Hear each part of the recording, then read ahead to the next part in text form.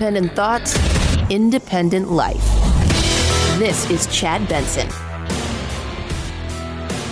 This is the Chad Benson Show. My name is Craig Collins filling in. Chad is off for an extended vacation, much deserved just before the holiday. And I am thrilled to be here. However, the topic of conversation is pretty obvious, I imagine, for so many. We got to talk about Rittenhouse. We got to talk about Kyle. We have to talk about the interview that was done just the other day, just last night with Tucker Carlson. It was profound in a lot of ways. I want to start here, though. Out of all the things that they talked about, I thought the most interesting one was potentially the way in which Rittenhouse said that people in jail changed their mind about him after they got to know him. These are people that he's interacting with in prison while he's there, even though I guess his lawyers probably had the ability to get him out, his first set of lawyers, sooner than he was released. But I just thought this was tremendously interesting. If you get to know, if you get to meet this person, maybe a lot more people, maybe not just the prison setting, would feel differently about him than those who are so very upset about a large part of this conversation. What was that like? It was scary in jail. Like, you had to watch over yourself, and not a lot of people liked me in jail until the funny thing is, a lot of people didn't like me in jail, but they got to hear like my story and they got to understand me. Like, he's actually a really decent person. Not this person that the media painted him out to be. That's so interesting to me, in all honesty. There were other things that I think are going to be more the viral moments of the conversation. The fact that Rittenhouse said he'd like to just go about living his life now. He'd like to be a 18-year-old again who's on his way to college. However, there are death threats. There are people who'd like to hurt him quite a bit. So how exactly he goes about living that life will be very challenging, I think, very unique in just how long it takes, if ever, for him to return to quote-unquote normal. Do you feel like your life's been destroyed by this? I feel my life has been extremely defamed by it. I don't think I would be able to go out and get a job and not have to deal with harassment. But I'm at a place now to where I have to have people with me because people want to kill me just because I defended myself, and they're too ignorant to look at the facts of what happened. Do you feel the threats? I do. I see some of the threats, some of the things people say. It's absolutely sickening. Now, look, I know that a lot of people are going to have opinions about this case, whether or not you followed it, whether or not you paid attention to some of the things that even witnesses called by the prosecution wound up saying things that seemed to be in the defense of Rittenhouse and in the defense of the idea that he was defending himself. He did say that as well. He said, in his opinion, he wasn't on trial. In a lot of people's opinion, I don't know that Rittenhouse alone was on trial. A lot of people would say our society was on trial, or a lot of people would say, something else was in that courtroom other than one individual who, the question being asked was, did they defend their life? Yes or no? But he said, Rittenhouse, when asked by Tucker Carlson, that it was that fact and that fact alone that really mattered, of course, and that if they had not decided to find him innocent, then maybe a lot more people would struggle with the ability or the attempt to defend themselves. I thought Rittenhouse said it very well. Were you surprised by the verdict? I wasn't. I thought they came to the correct verdict because it wasn't Kyle Rittenhouse on trial in Wisconsin. It was the right to self-defense on trial. Right. And if I was convicted, no one would ever be privileged to defend their life against attackers. And thank God they came to the correct verdict of not guilty. And there was one more thing that I thought was really interesting during this conversation. I guess there were several, but we're only going to play one more for now. After all, it is almost a holiday. But I thought that Rittenhouse saying that video evidence was tremendously important to the inevitable outcome in his court case, in the trial itself, is so tremendously valuable as a conversation piece for anybody that you talk to. And I don't recommend bringing this up over the holidays at the Thanksgiving table if you know there's family members who have opposing views to yours. I'm not sure that that's the avenue toward getting you both to the same place. But if video evidence helped prove him innocent, help prove that he was in fact defending himself, why doesn't that matter more to more people?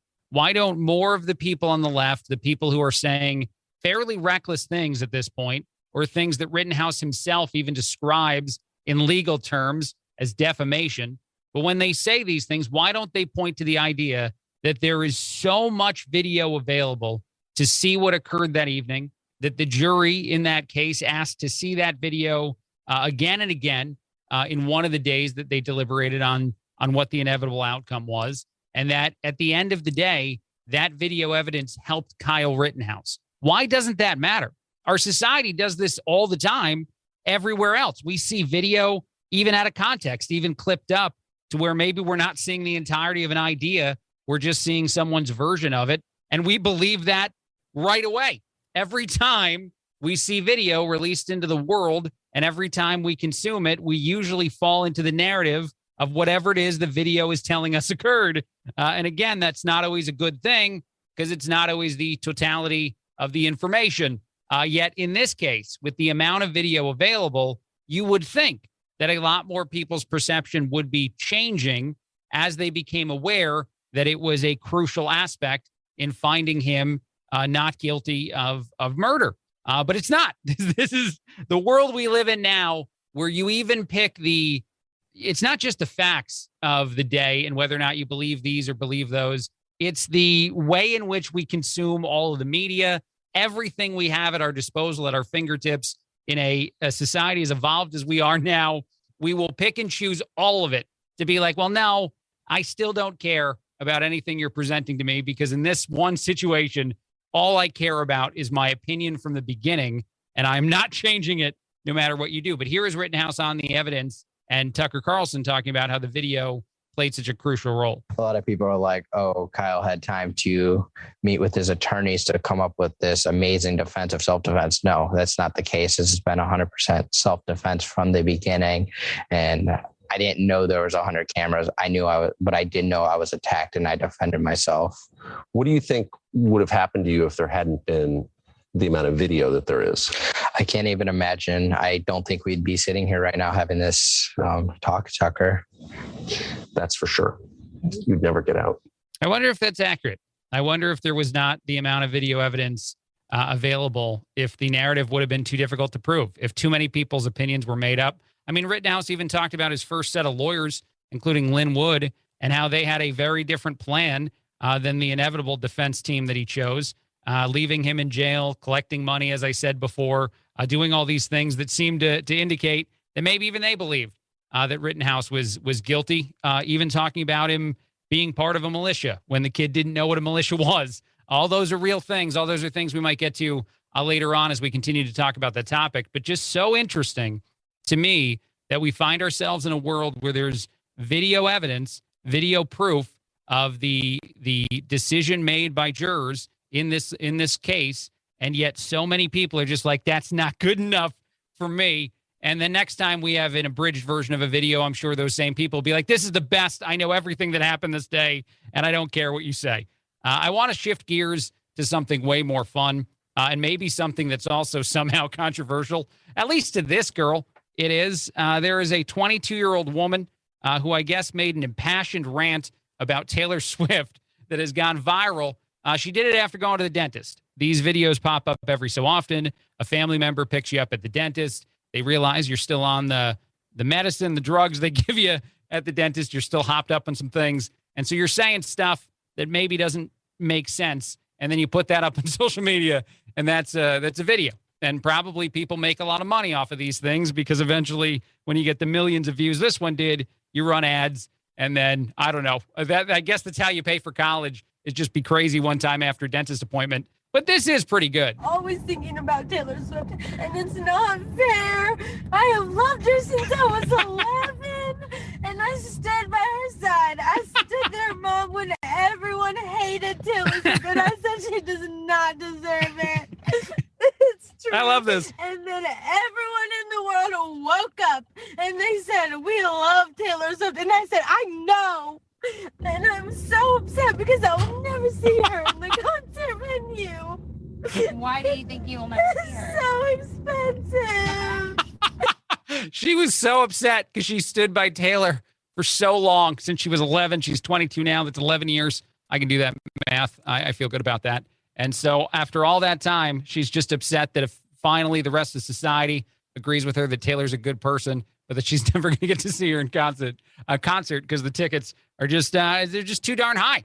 I guess she should have hoped that people kept hating on Taylor so she could have seen her in concert back then. I don't know, but I just love it. I love that that's the thing that this person cares about so very, very much, that's where their brain goes when they're hopped up on some stuff. All right, we're going to take a break. A lot more coming up. Craig Collins filling in on the Chad Benson Show.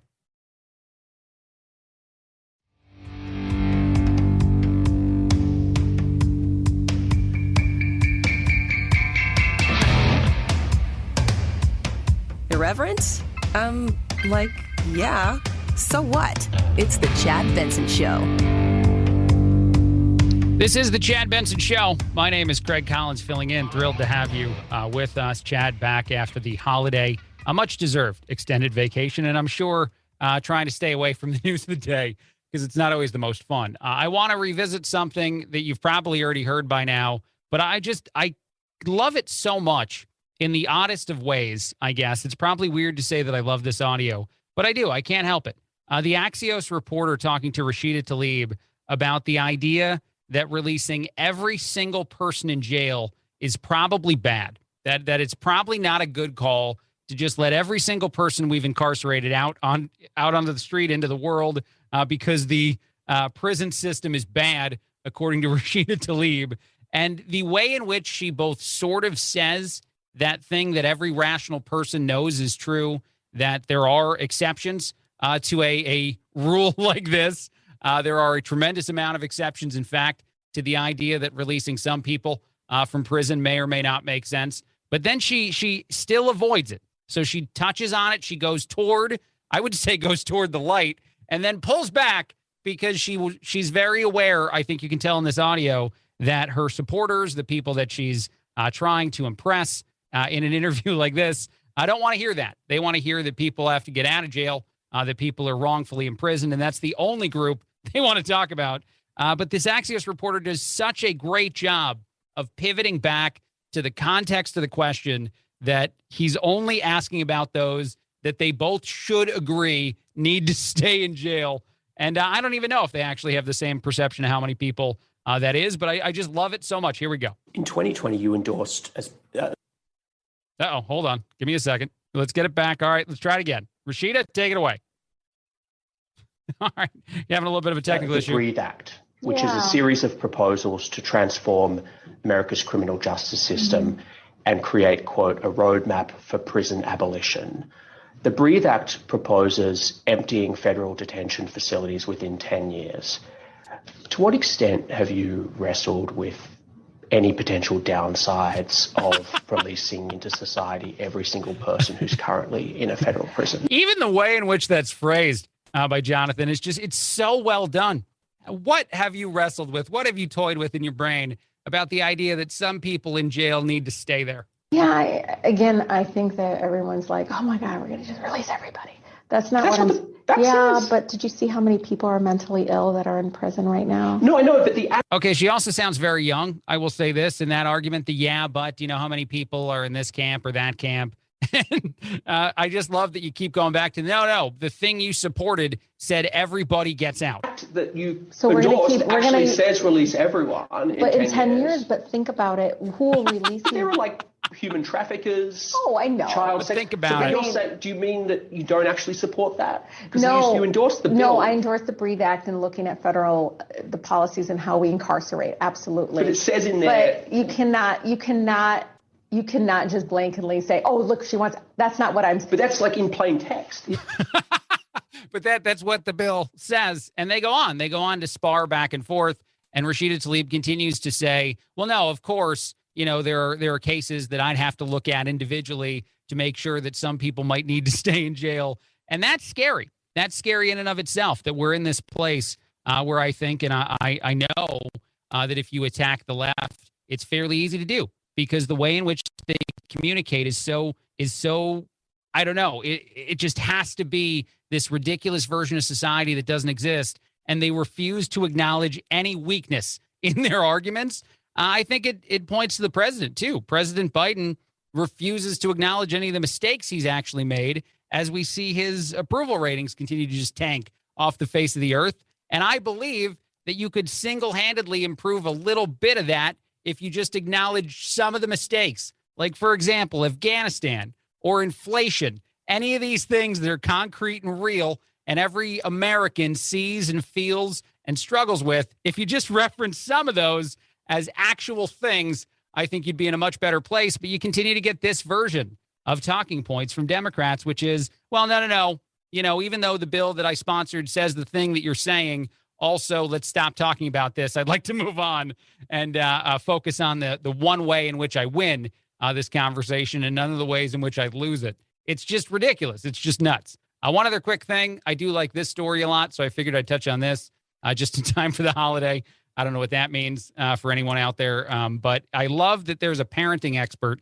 I think this is in the New York Post, telling you not to be stricter on your daughters than your sons because it's going to have a bad outcome. Her name is Allie Payne. She says, of course, the more rules you create for teenagers, the more likely they are to rebel against said rules. I don't know if she knows a lot of dads because I don't think we do this on purpose. I don't think you force different rules on the girl than the boy. I just think that as a man, you know that you don't trust other boys and you feel like there's some reasons you shouldn't trust other boys in the world of dating your daughter and you get overly protective. I think that's a thing. I don't think there's any ill intent by it, but I do think it happens. And so I just wonder if this advice is something that people can actually follow. She got 500,000 views on her social media pages just for throwing it out there. The most simplistic of things, the thing that you've heard time and again.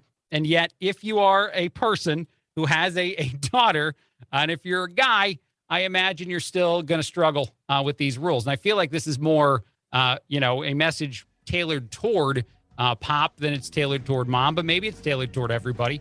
Allie seems to think that daughters just have a hard time all across the board. So there we go. I guess that's the tip of the day. If you're having the family reunite together, be super nice to the daughter in your life and make sure to not have any different standard. All right, quick break, a lot more. Chad Benson Show.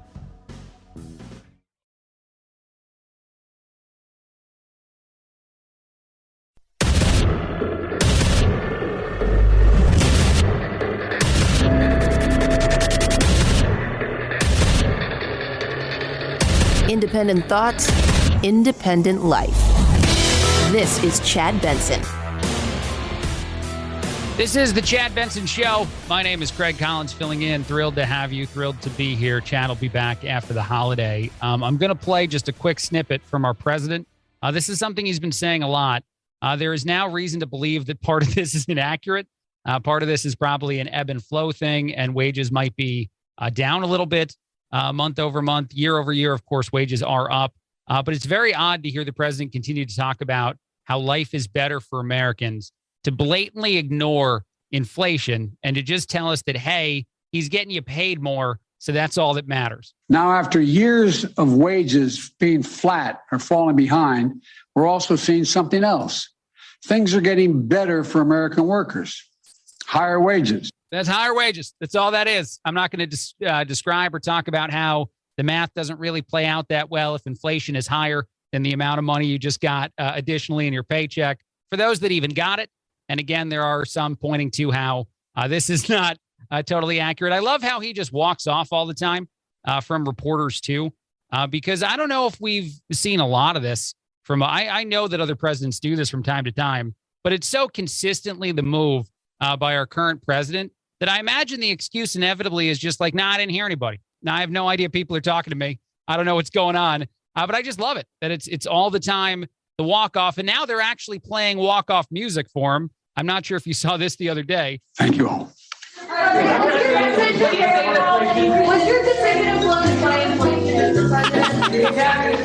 It's real. That's elevator music. The White House just started blaring over reporters.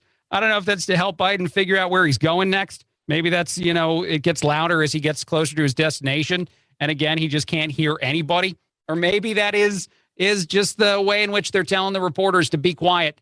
We don't care what you have to say. We don't care what you want to talk about. We're here to just tell you stuff and then leave. And that's all you get. In other news, other things going on in the world, I do like this, and it's a very odd story, but Chris Pratt will be playing Super Mario in the Mario Brothers movie. And one of the people involved in this film recently, I think this was one of the journalists, comes up to you on the street and asks you some of those questions. And they asked about whether or not Chris Pratt will do a fake Italian accent.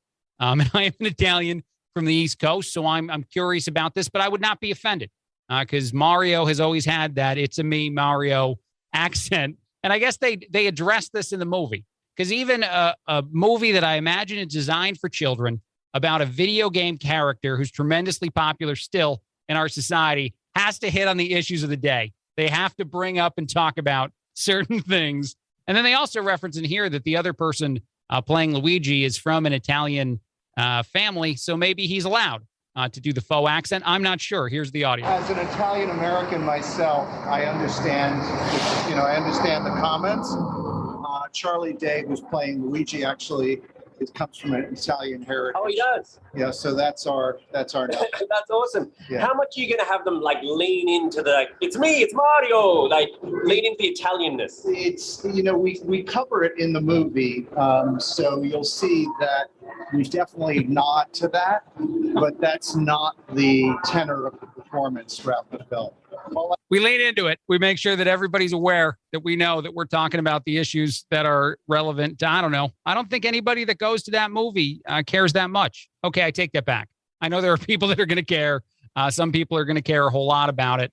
But it is a staple aspect of that cartoon character. And so I don't know. I don't know how offensive it truly is. I don't know all that stuff involved and how many people would get mad. But I just love the fact that you couldn't just ignore it in the film. If you don't want to do the faux accent, if you don't want to be those guys, that's fine. Couldn't you just not talk about it at all? Couldn't you do a movie for children that doesn't touch on an important issue or a serious issue or I don't know, according to some, not all that important issue? I guess not. That's not something we can do. Let's do a feel-good story. How about that? That feels a little bit better. This kid, 9 years old, decided to protect their mom from a suspected robber who came up and tried to steal a purse. The kid just started wailing on this person, and then mom got involved, and I guess the robber ran away. But I love the fact that the 9-year-old, and talking to local news, was just so proud of the fact that, like, yeah, I saw my mom. She was in trouble. They were trying to take something from her, so I stepped in. I got involved at 9 years old. And obviously someone that is being praised, someone that's being talked about positively. I don't know when the narrative switches. I don't know how much older she gets before someone eventually is like, you're being too mean to that robber. You're punishing them too much. But I love this. I took a little glance at him. Next thing I know, I saw him running towards my mom. It was, I can't let him get this purse. But once Journey got involved and he pushed her down, I just let the purse go. So she just let the purse go. But again, the little kid got involved and started throwing punches until they got pushed to the ground. And I just love that aspect of the story, that the little kid's like, yeah, I'm taking this into my own hands and I'm trying to help. I'm trying to be a part of the solution here. And again, praise as a hero, 9 years old. I don't know if that person is in their 20s and if that person might have voted Republican, if we feel the same way about them now. But let's see. Let's move on. I do think this is really interesting. LeBron James has been suspended. He's not going to play basketball, not going to get any money for just one game after the bloody incident that happened the other day between him and Isaiah Stewart. I do have some of the audio from that moment, but it's pretty intriguing to think that the quote-unquote best player in the world of basketball and someone who's nowhere near as good as Michael Jordan, I like to get those shots in if I can. I'm a huge Michael Jordan fan. Winds up in a situation like this. I don't know if this was caused by an accidental elbow, as LeBron and his team are saying, and it very much bloodied the face of Isaiah Stewart, or if there's some level of frustration, some level of, losing the ability to play at that level that people play at for so long in their careers. When you start to degrade in the skills, does the anger, does the frustration come out a little bit differently? Tonight, it's their number one guy, Jeremy Grant. Stewart and LeBron. Stewart is hot. And everybody's coming out now. Now, this is ridiculous. Yeah, he must have caught an elbow or something, but oh yeah, he's got a lot of blood streaming from the side of the eye. Look, here goes Stewart. I will tell you that when I played back this audio a few times the other day, I realized just how much the commentators started to kind of defend LeBron James. They said, "Oh no, Stewart's coming after him. You can't do that. That young man is going to be very upset with himself." Until they saw the video back of the elbow that LeBron threw that just crushed the face of Isaiah Stewart. And then the narrative changed a little bit again. Then you started to have the conversation. Well, maybe LeBron deserves some blame after the continued fighting that occurred during the NBA game. They wound up suspending both players and ejecting them from that game. I think that probably one game might be enough, might not be enough. I'm thinking more not be enough just because of how crazy the fight got and that it's happening in Detroit. And we all know that a basketball fight in Detroit can go bad, can go very bad, and you don't want to see that again. But this is interesting. This says to me a few things about where LeBron is in his career, because I don't think that a young LeBron James winds up in a fight like this, because a young LeBron James probably doesn't wind up bloodying somebody's face that much. But that's just me. That's my assumption, and I guess it's just a guess. One last quick thing before we take a break here. I thought this was interesting. A hairstylist is saying that a certain hairstyle is absolutely like trendy. I don't know if you can even call it a comeback hairstyle because it's been around for a little bit now, and it's universal. Men, women, everybody can have the haircut. I've never rocked this haircut, but it's just so interesting to hear this professional, I assume professional hairstylist, talk about how interesting the mullet is. That is something that I really love about the mullet, is that there is no gender to it, really. There can be a more masculine look or a more feminine look, but overall, the hairstyle in general can definitely suit all genders. I never thought I'd be in a world where you have somebody that cuts hair for a living talking about how great a mullet is, how universal, how useful it is. And I'm not judging. If you have a mullet right now, if you're rocking the mullet, that's fine. I think that you're a person I could never be. I can't pull that hairstyle off, but I just didn't picture it being something that so many people were asking for, I guess, in today's world. But I guess they are. Everything circles back around is what it tells us about fashion in this world. Throw out none of your clothing, get rid of nothing. Everything will eventually come back into style, come back into fashion, and then maybe just stick to your guns. Go the old Tiger King road and rock the mullet, even when maybe it's not the coolest of hairstyles. And you might be part of the reason that it comes back and is so successful. I just love, it's so universal. Everybody can have one. That is something that I really love about the mullet, is that there is no gender to it, really. There Is can there? be a more masculine look or a more feminine look, but overall, the hairstyle in general can definitely suit all genders. I don't know what that person looks like, but I really, really hope they're rocking an epic mullet as they're talking about the value of it. And I hope that's the only haircut they do. I hope if you go in and get a haircut from that woman, she's like, I'm sorry, what you wanted is a mullet. Everything you said is wrong. Quick break, a lot more. Greg Collins filling in on the Chad Benson Show.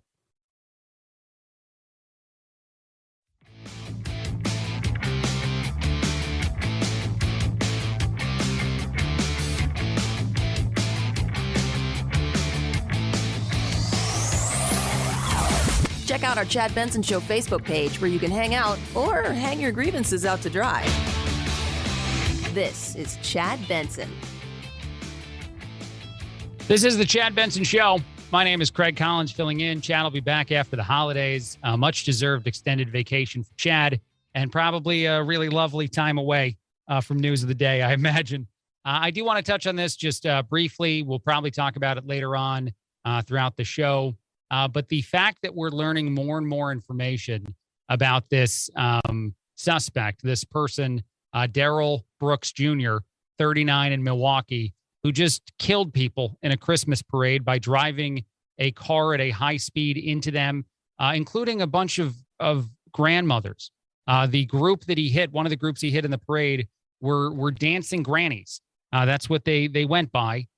He hit little children, all of this. And what we found out in the last couple days since the horrific story first broke is that he knew nobody in the parade, is that he wasn't fleeing the cops as was initially reported, but he was involved in a domestic dispute that had taken police.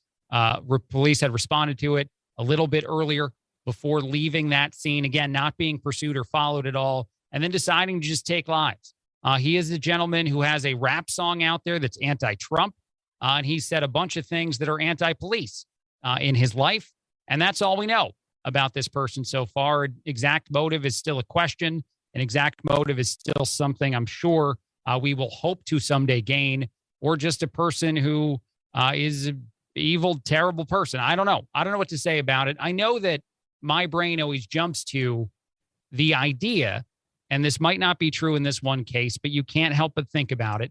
The idea that by glorifying violence in some ways, the ways in which our society does, or our mainstream media does, if they think the issue is important enough for violence to be okay, might be part of the reason that stuff like this could happen.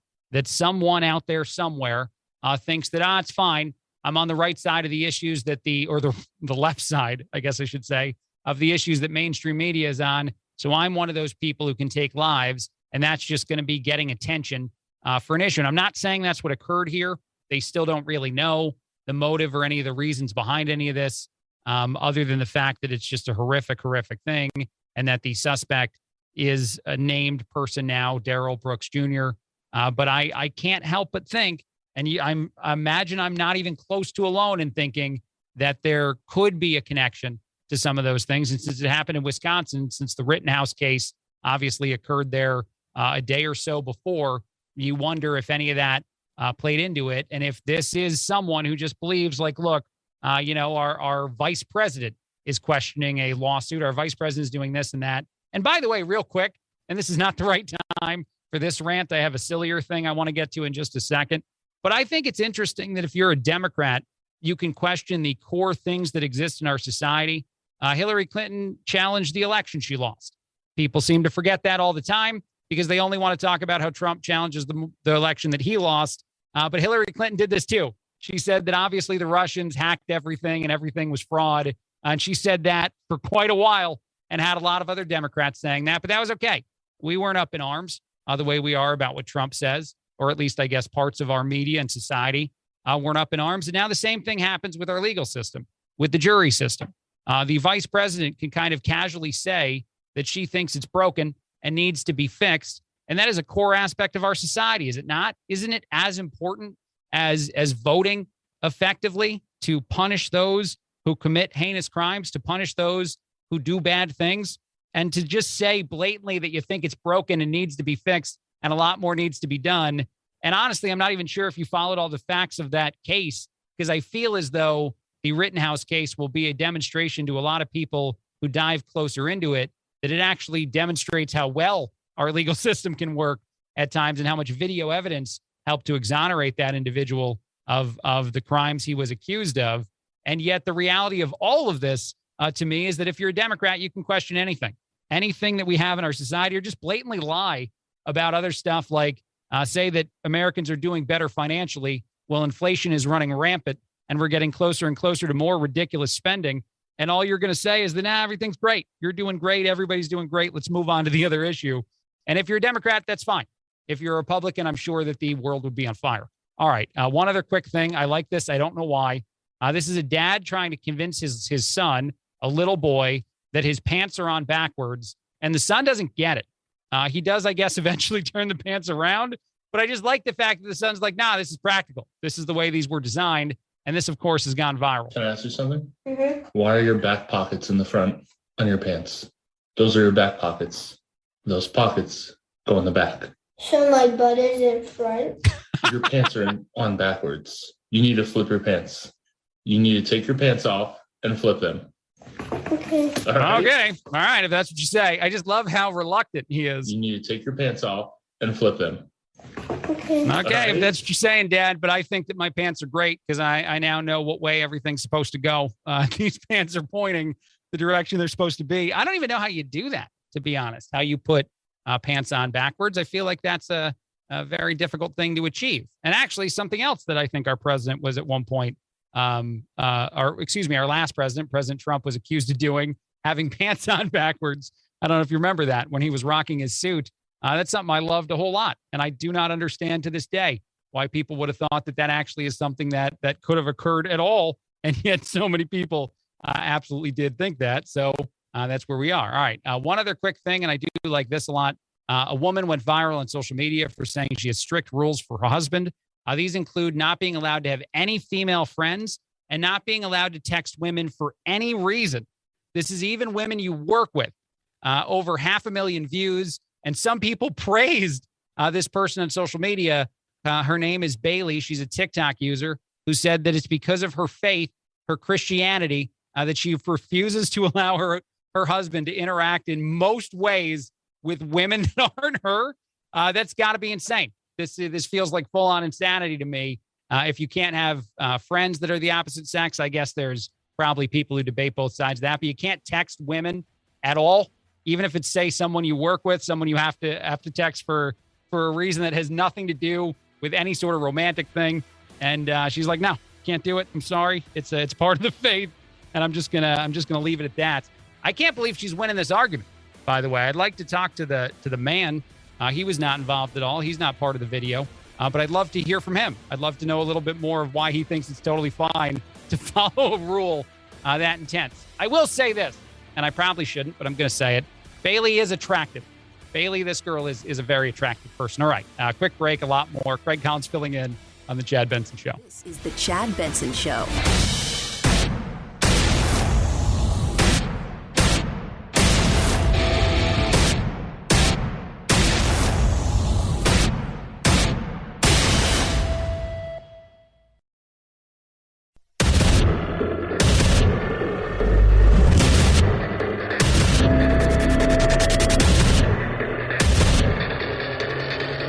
Independent thoughts, independent life. This is Chad Benson. This is the Chad Benson Show. My name is Craig Collins filling in. Happy to have you. Chad will be back after the holiday. Morning Joe had a hot take. I'm sure this is not surprising to a lot of people about Kyle Rittenhouse. This is just after Rittenhouse appeared on the Tucker Carlson show and talked quite a bit in very, I think, reasonable ways about some of the lasting effects he will deal with of his trial and just how big of a deal it was to so many. But let's get to Morning Joe first and his thoughts. For whatever reason, I don't know why I'm going to play this, but let's do it. Americans don't like chaos, Mika. That's another reason why you look at the Kyle Rittenhouse verdict and I follow the thinking of David French. Yes, he was not guilty. The jury found him not guilty. The defense couldn't prove, or the prosecution couldn't prove its case. At the same time, this guy's no hero. And these people on the far right, the fascist right that are trying to turn him into a hero, they're not doing the country a favor. They're not doing whatever party they belong to a favor. And they're not even doing Second Amendment rights a favor. I don't understand this take at all. I don't get it. And it's not the idea that Rittenhouse is or isn't a hero. I don't even care about that. That's not even a part of the conversation that I want to get into at all. And I just don't care. But the idea that people who defend him, people on the right who might be lifting him up a lot because of the way in which the media narrative took hold and seemed to not be true in the court of law, and the way in which people who, even Morning Joe, I guess, claims at times to be a Republican and then at other times admits that he's not anymore, but he just used to be. But the way in which that all goes, the way in which they talk about this now is they're so confident in alluding to the idea that Rittenhouse is some sort of criminal, some sort of bad person because he had a gun and he was at a protest on the wrong side, air quotes, of that protest to a lot of media. And whether or not he had any intention to use that gun that night or whether or not he brought it for his own protection, all that stuff, we can't figure it out.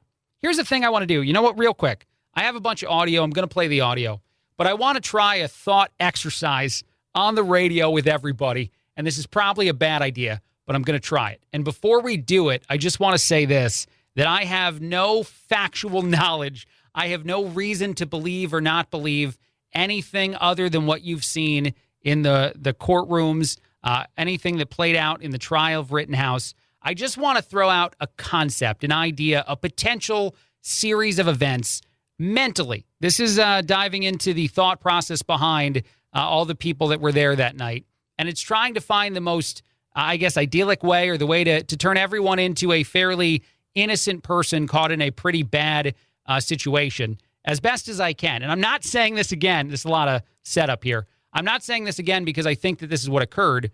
I just feel like if we're going to add our own narratives to these stories, and this is what a lot of people on the left are doing when they're saying that Rittenhouse is still guilty, even though the court system found him innocent, they're adding their own narrative to it. Why don't we try it another way? What if Rittenhouse is someone, certainly someone connected to Kenosha, Wisconsin, with family and friends there, who believed that taking a gun was something that would, one, protect him, and two, cause anybody that was causing chaos, damage, destruction that night to leave him alone.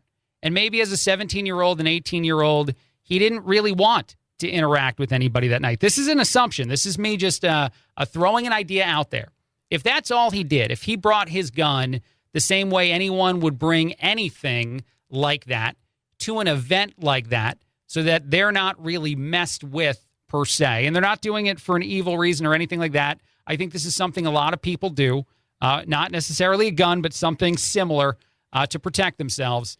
That alone is the action that so many on the left are saying is what proves that he's actually a bad person or not a hero, according to Morning Joe, when it's actually a fairly human reaction, especially at 17 years old, when you're going to something that's as chaotic and as dangerous as a riot, because it's not a peaceful protest, it's a riot. And then let's say outside of the first individual, Rosenbaum, who to a lot of people had kind of been proven to be a instigator, someone screaming and yelling at people. This is witness testimony that he was going to cut their throats out and kill them that night, and someone who lunged for Kyle Rittenhouse's gun, and Rittenhouse fired his gun to protect himself. That's what the court of law told us. Outside of that individual, let's say the second person who got shot that night, Anthony Huber, who was trying to use his skateboard to hit Rittenhouse, misunderstood the situation. And again, I'm not saying this occurred. I'm just throwing out the possibility, and thought there was an active shooter at something that's already as chaotic as it was, and was, according to Huber's girlfriend, trying to protect people. So they don't know what's going on. They do attack the person holding the gun, and the person holding the gun, who was just attacked by somebody else, chooses to fire the gun again.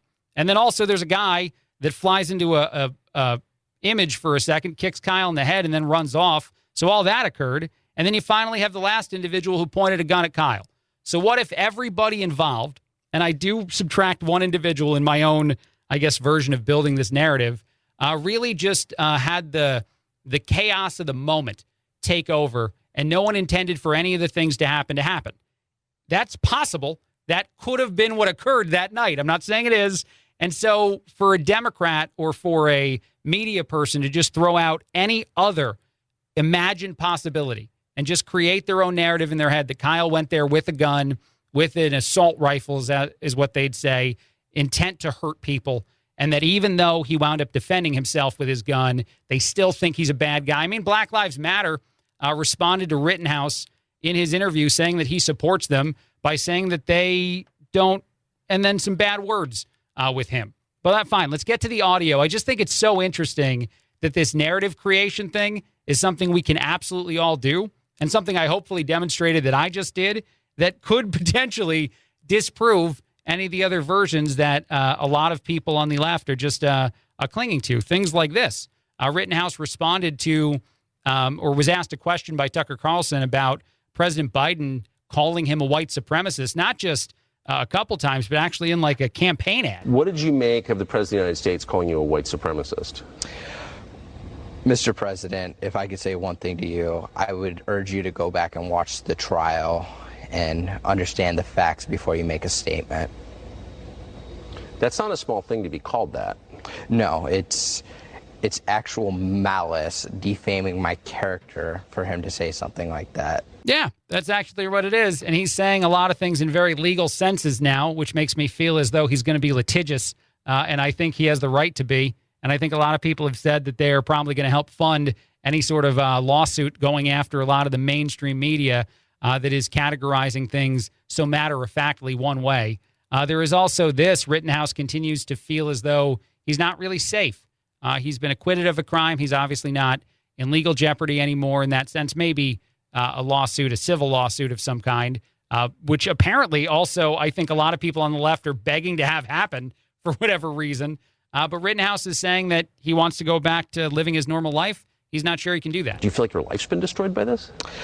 I feel my life has been extremely defamed by it. I don't think I would be able to go out and get a job and not have to deal with harassment. But I'm at a place now to where I have to have people with me because people want to kill me just because I defended myself, and they're too ignorant to look at the facts of what happened.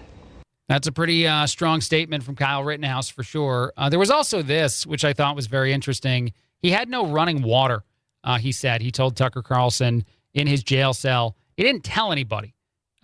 He didn't tell anybody for quite a while, and he wound up smelling pretty bad, I guess. And he even made light of that at the tail end of this piece of the interview that I'm going to play here.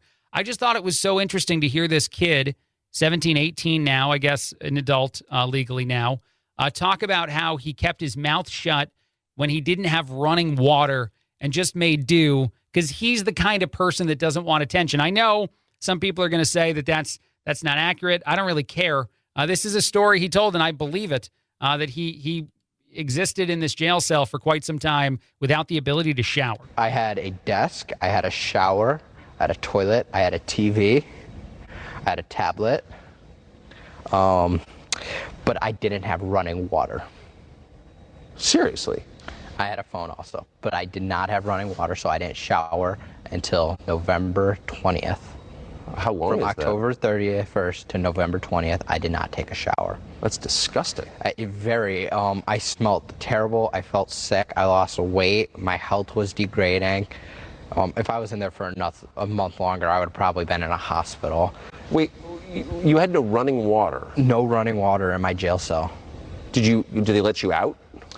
To talk with my attorneys. I didn't really say anything about my running water because I don't like to bring attention to myself. I didn't want to draw any problems with any of the guards.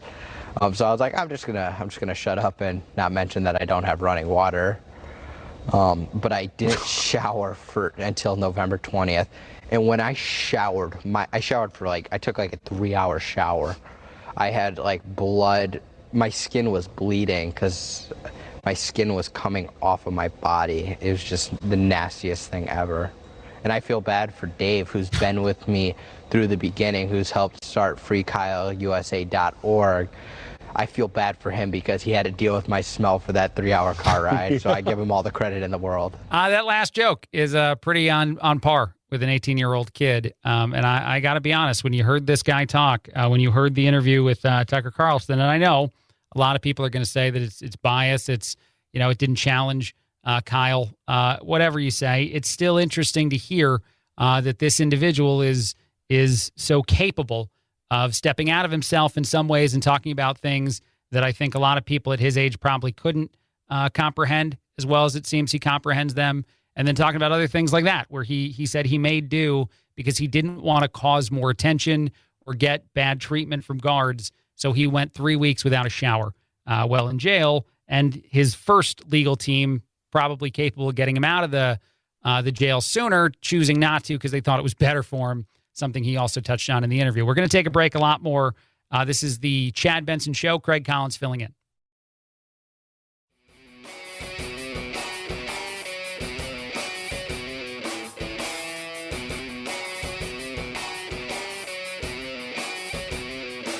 Being antisocial sucks. Hang with Chad's friends on Facebook, The Chad Benson Show. And if you just need some alone time, head on over to Twitter at Chad Benson Show.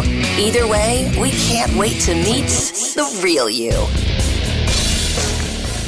This is The Chad Benson Show. My name is Craig Collins filling in. Happy to have you. Chad will be back after the holiday. He is deserving of his extended vacation, of course. And I'm jealous of the fact that he probably doesn't have to follow the news of the day. There's a lot of things out there. I do want to touch on this real quick.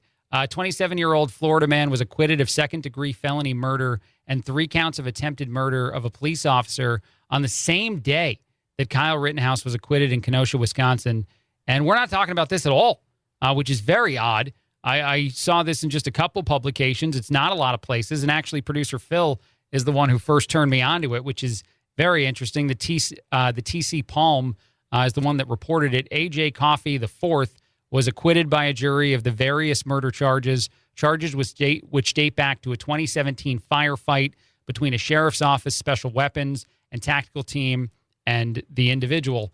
And I guess his girlfriend, 21-year-old Ulterior Woods, I think is her name, died after being shot 10 times by SWAT officers. And Coffey testified that he returned fire because he didn't know it was the cops, I guess. That, just nothing. Just no news anywhere. It's very odd that this story seems to deserve no conversation as to whether or not this means our legal system is broken or our legal system is working, or I guess it proves nothing. It doesn't matter. 27-year-old Florida guy killed, people and felony murder charges, all of that. Also the same day. It's nuts that it's the same day. I can't get over that. All right, I want to move on. Other stuff in the news. You should volunteer, apparently, according to a new study. Volunteering can boost your resume if you're someone that's looking for that next gig. And a lot of people are, which is very interesting. It's very interesting that our president just continues to talk about how great we're doing, how you're making more money at your job when businesses are still struggling to fill open positions, and a whole lot of people are quitting jobs. Month after month, we have just record numbers of people quitting. And the biggest reason why people say they're doing this is because they want to have a better job. They want something that means more to them, something that provides more, I guess, life value, whatever it might be, after dealing with the pandemic. I'm not judging. I do think everybody inevitably probably needs to put food on the table one way or another, and we don't all get our dream job. But if that's what you want to chase and you can afford to chase it, be my guest. And apparently in doing that, maybe you should volunteer, because not only does it make you feel better, not only can it get your foot in the door in some bigger places, again, according to a recent study, but beyond all that, it actually is a huge boost to the old resume, just like I guess it was before you tried to get into a fancy college. You wanted to have that rounded out resume when you were trying to apply places. Apparently the same holds true for those elite jobs that maybe have a lot of competition, not the jobs apparently that people are struggling to get workers in. There's also this in the news. I don't know how this is going to make you feel. I don't know if this is a positive, a negative. I feel like it's a negative. Maybe a lot of people don't care at all. Earth might have a Saturn-like ring around it in the future, and that ring may be made up of space trash. That's what they're saying. All kinds of just like satellites and broken things that just over time wind up just slowly orbiting the Earth. Apparently, Bezos wants to send 3,200 more satellites into space. Elon Musk has a plan to send 2,000 into space. There's going to be a lot more from other companies. About 40,000, I guess, are projected to launch in the next coming decades. 15 times the number currently in the sky. And because of that, we're eventually just going to have this ring of just broken space trash. And I don't know what we do with that. There is an idea. It's been thrown out there. You build a giant rocket-like thing with a giant arm, and that arm just sort of pushes all the trash. It just kind of scoops it and sends it out into the rest of space, and then we stop worrying about it. I don't know if that'll work. I think it'd be hilarious to see. And I think more importantly, since we go crazy about like the eclipse things and all the blood moons that occur, I just want some news guy in the future, maybe a future I don't live to see, talk about how the space arm can be seen in the sun because it's passing by while it's removing our space trash. That to me would feel like an interesting a moment to reach in our society. But I guess I won't get there, I'm assuming, because it's going to take a while to collect all those 40,000 satellites and then for them all to slowly fall apart. But just great news. I don't know if you care. Also this, just real quick again, these are just information pieces you might need. Apparently Kool-Aid had to recall a bunch of their products, their teas and their lemonades. So don't drink those. They might be contaminated with metal. Happy holidays, people. Quick break, a lot more. Craig Collins filling in on the Chad Benson Show.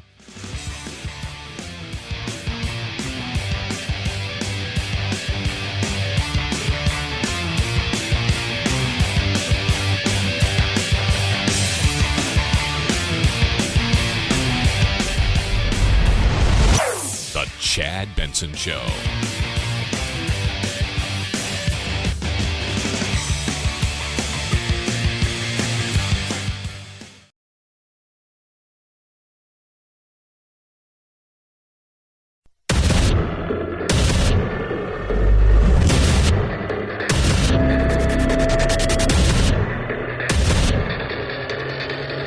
Independent thoughts, independent life. This is Chad Benson. This is the Chad Benson Show. My name is Craig Collins, and I'm just going to let you know you guys are missing out. There's a off-air chat happening between Phil and I that probably should be a podcast someday. That's all I'm saying. I won't say anything more because I don't want to ruin it. But maybe we'll put that out in another form of social media at some point because it's pretty fun. Let's get to some of the news of the day, some of the things that Americans are talking about a lot. Apparently, a new poll says, and I'm surprised we had to study this at all, that you should not bring up politics during the Thanksgiving meal. I love this so much. And there's actually a little bit of data that says just how unlikely you are to change someone else's opinion at this dinner. And it's very, very high that they will keep their own opinion, no matter how great of an argument you make. So just don't do it. I feel like when I see this stuff, though, and again, I'm not really surprised by this. This is how our society has functioned for so long. And we actually did this a lot more in a lot of other places in our lives. We just didn't bring up political issues where we might have disagreed or other things where we weren't going to have a good time with someone that we wanted to be friends with or whatever you want to call it. But I do think now in our society that it's a bit of a shame that we have to identify so strongly with these political issues and these political conversations. They become such a core aspect of who we are that you actually really shouldn't talk about politics and other things at Thanksgiving with your family, with the people you're supposed to be closest to in your life, unless they happen to agree with you, because it's gonna go tremendously poorly. There's also just this in the news really quickly, and I just find it very interesting too, that a way to a foodie's heart is really through making them lovely meals. I don't know if that's surprising. 3 out of 4 Americans seem to think that they're a bit of a foodie. That surprised me. But all of them said that this would be the most impressive skill to have. More impressive than other things, that if you're a great cook, you're going to win over a lot of people, and especially at this time of year. And I'm a terrible cook, so I question all the time why I somehow wound up getting married and why the missus, who is a wonderful cook, doesn't, force me to learn how to make more meals. All right, I want to talk about Kyle Rittenhouse a little bit more. I can't help but continue to touch on this conversation. I thought it was really interesting. One of the things that's been brought up a bit, and then we're actually going to move on to the Wisconsin things we've learned about the person who decided to take lives at a Christmas parade. But before we do that, Rittenhouse mentioned his first attorneys, the people that were representing him, the people that he inevitably fired for what I think was a really smart and valuable final defense team. But these attorneys were collecting money in Rittenhouse's name while leaving him in jail. And also, it seemed at some point, and I'll play the audio in just a second, that the attorneys started the narrative that Kyle was part of a militia when he doesn't even know what that is. Linwood was raising money on my behalf, and he held me in jail for 87 days, disrespected my wishes, put me on media interviews, which I should never have done, which he said, oh, you're going to go talk to the Washington Post, which was not a good idea. Along with John Pierce, they said I was safer in jail instead of at home with my family. Sometime in September 5th, I want to say, they had over $1 million, and bail was set and able to be posted in September. So they could have had me sign the waiver for extradition and had me back in Wisconsin, and I could have been bailed out by mid-September. But they wanted to keep me in jail until November 20th.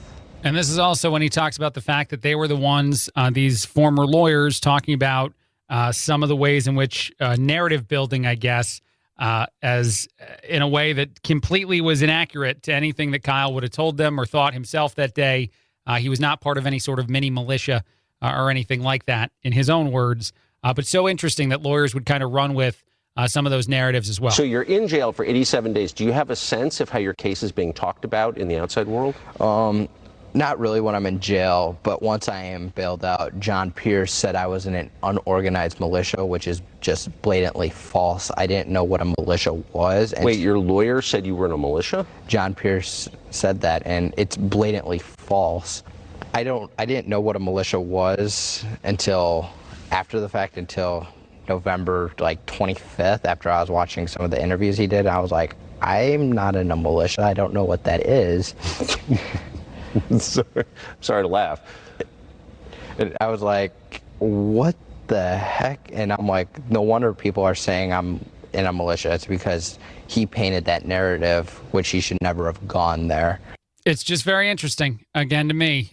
So many things that we learned even last night about some of the ways in which Kyle feels as though even when he's stuck in jail and not getting bailed out, as his initial lawyers are raising more than enough money to do it, they're starting to create a narrative that he's not at all involved in creating, which is just odd.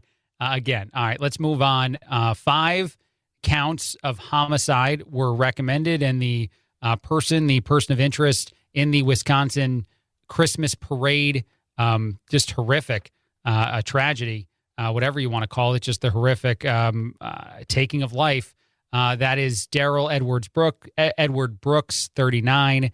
He will be charged with 5 of those counts. The people that died were between the ages of 52 and 81, and several other people were injured, including several children. When we talk about this case, when we talk about some of the things we've learned since, there was this initial sort of narrative that maybe he was running, fleeing from cops who were pursuing him. That's been debunked. That did not occur. He was involved in some sort of domestic situation that involved cops before leaving that, but he wasn't being chased at all. He then chose to just take lives. He purposefully went around a barricade, purposefully sped up, and purposefully hit people he didn't know. What we also know about this person is that he has a rap song out there that's very anti-former President Donald Trump and very political. And he also apparently, I guess, at points in his life has said or done other things that are very anti-cop. And so a lot of the things that apparently seem to matter to Daryl Edward Brooks are things that were coming up after the Kyle Rittenhouse decision in the Kyle Rittenhouse case. And so when you talk about these two things together, when you connect these dots, and they're not saying that they're connected, by the way, cops are still saying they don't know the motive. They're still confused about some stuff, and we're still going to take a lot more time and a legal process and all of the things we're supposed to take before we create the narrative. We don't want to create it too early. But it just makes you take a step back for a second and think about the way in which our society is talking about some things like violence when it occurs at a protest that turns into a riot, that turns into looting. I mean, even to go back to the Rittenhouse case for a second, this is a person who showed up with a gun, yes, to a situation that is in no way, shape, or form a peaceful protest. And yet society as a whole still doesn't really focus on the fact that the people were looting and rioting and doing crazy things, things that you're not used to seeing every day in our society, all because most media glorifies it to some extent, or most media excuses it by saying that the reason that they're doing it makes sense to them. And so because of that violence is okay. If we find out through the whole process that still has to take place that this person was very upset about the court case and the decision in the Rittenhouse case, and because of that chose to kill innocent people at a Christmas parade in Waukesha, Wisconsin, what do we say then? What does our society do in response to that information, if that's the information we learn? And I don't know that we have it yet or that we will ever have it, but I'm just curious what the next step is.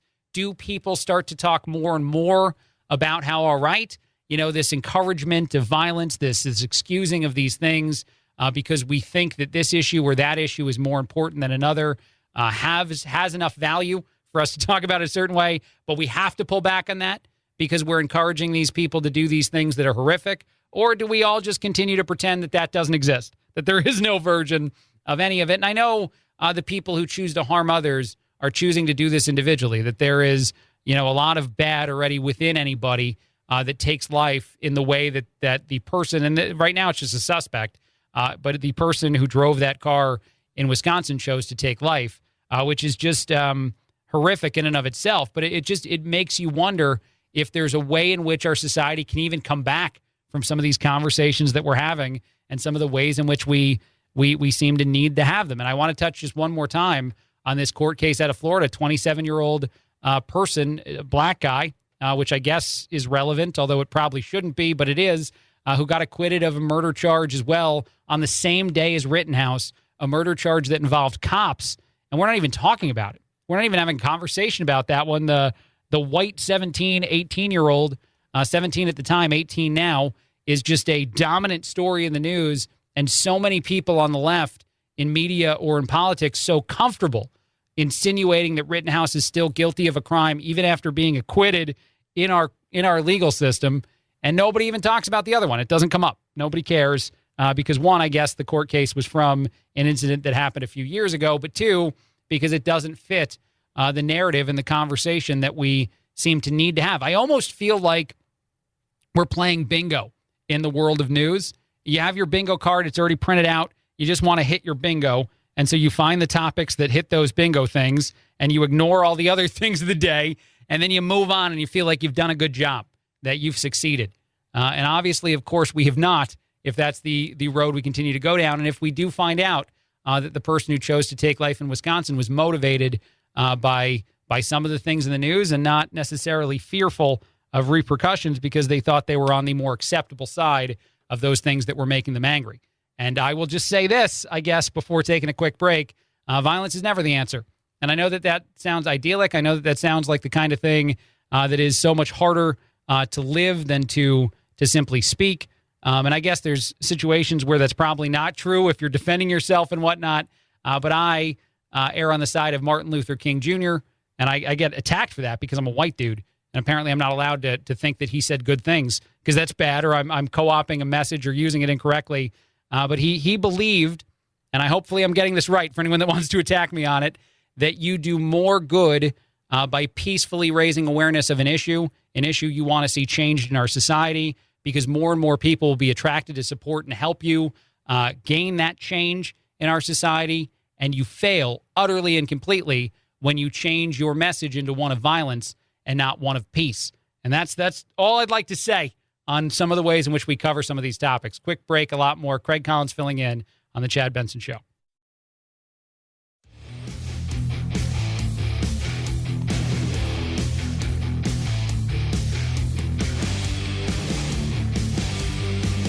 If you like talk radio like Chad Benson likes his meals, you've come to the perfect place for takeout. This is Chad Benson Show. My name is Craig Collins filling in, although I feel like I guess I should be in Mexico with Gavin Newsom.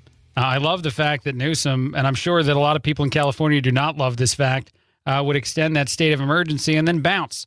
Because that nothing says unfair, different set of standards than being like, all right, I'm going to do this, and we all have to follow these rules, and then also I'm going to Mexico. I'm going with my family, and I'll be back in a little while. It's a real story. And yet it feels like it's The Onion. I feel like that has to be a fake headline, and yet it's not. J.K. Rowling is also now saying that some transgender activists are attacking her to the extent that they're doxing her. They're putting her address and other contact information out on social media so people can get to where she actually lives in order to continue to confront and do whatever else they want to do to her. And she's been dealing with that for quite some time now. J.K. Rowling, of course, the author of the Harry Potter books, and someone who apparently has said things that made a lot of people very mad. Things like the stuff Dave Chappelle jokes about. And since I don't want hate letters on a show that I'm just filling in on, I'm not going to say anything about those topics. I'm just going to move on. I don't know if you've heard about this, but there is a new trend in Urban Dictionary Trend. If you don't know what that is, well, it's a website that you probably don't want to go to. If you don't know what it is, you probably don't want to go. But apparently what people are doing are defining themselves using the Urban Dictionary, using the dictionary that's not quite as flattering or doesn't say all appropriate things. So essentially, I guess this trend is you look up your name and then you see what it says about you, and you might even share that on social media. I found mine, and so I encourage you to do this. If you're, again, comfortable with the humor that is a little bit more adult variety. But Craig, according to the Urban Dictionary, is a sweet and quiet guy that you've known forever and would think to be a timid and shy person. But it turns out he is, and now I have to change some of the wording that they've chosen to put here, the best lover that you'll ever have in your life. That is Craig. My week was horrible until I got to see Craig. Then everything got a lot better. Apparently, that's what someone would say about me. Just put it out there. If you want to search your own name, even if you want to tweet that at Chad Benson Show, I would be thrilled if you tweet the definitions of your names via the Urban Dictionary to our social media pages, because every time I fill in, I try to find something that when Chad gets back on Monday, he'll be like, why did this happen? What are they doing? So go ahead. Tell us what Urban Dictionary says about you. Also, I saw this story. The original Gerber baby is 95. It's 95th birthday for Ann Turner Cook, who was first chosen in 1928 to be the Gerber baby. I went ahead and looked up Ann's name on Urban Dictionary. I don't know why I did that. A-N-N, because there's multiple ways to spell it. A-N-N in Urban Dictionary says Ann is the most beautiful girl in the world. She loves music. She's caring. The sweetest person. Seriously, she is just awesome. Ann is awesome. I love that definition when it's connected to the Gerber baby because I didn't know where that was going to go. I decided I was going to do the trend to Ann Turner Cook and just see how it went for her. And in the exactly appropriate fashion, it went surprisingly well because Urban Dictionary is not so great for everybody at those kind of things. But again, it's pretty good for her. But happy 95th birthday to the original Gerber. I wonder what it's like to go to be famous for something like that. In all honesty, to have that be, what people know you for or how, and I imagine that people might still know or react to some of the things that existed that long ago about the original Gerber baby. And I wonder when it comes up even in a conversation that you say to someone, and by the way, I was the original Gerber baby. I also like this story a lot. A family used a Tesla to ward off an animal. This is something that, again, I guess is an animal you might not even be aware of, depending on where you live in this country. But the Tesla was enough to scare off the javelins. Now, hold on. We're having an audio issue here. I guess we're having this audio issue. I didn't know about this. The javelina. I just said the word incorrectly and was laughing at myself with my microphone off. And my producer's like, hey, what happened to you? Here's the audio again. There's a family of javelina out there. It was kind of a neat experience. It's like, our friend had never seen javelinas, so she's like taking pictures. But after about 5 or 6 minutes, I'm like, okay, we're like trapped in a house because there's all these javelinas outside. My husband had an idea to use his Tesla. So the Tesla was sitting right there, and I'm like, okay, well, let's see what happens if I move this big car right behind them, how they'll react. And luckily, they got freaked out and just They just took off. scatter. They just run. They just take off. But yeah, that is apparently a hack, a life hack that very few of us can use. If you have a bunch of javelina in the area, just fire up the old Tesla, and they are very, very afraid of that. I love that is also something that has gone viral. Non-fungible token NFTs that are attached to different things are becoming more and more prevalent in our society. The newest one is attaching them to bottles of rare booze. This is a real story. Some breweries, some companies that have, very rare forms of alcohol are adding an NFT to it. So even if you drink the liquor, you might someday be rich from the non-fungible token. And on that note, I take a break because I don't understand our world. Greg Collins filling in on the Chad Benson Show.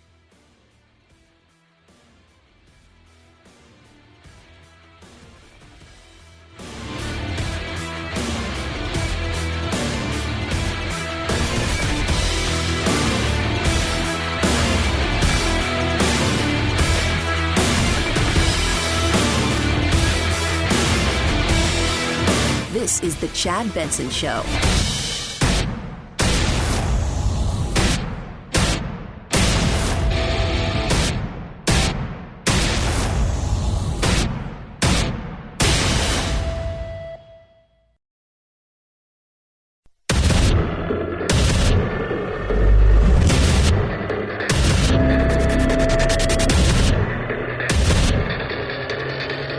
Independent thoughts, independent life. This is Chad Benson. This is the Chad Benson Show. My name is Craig Collins filling in. Happy to have you. Happy almost holidays.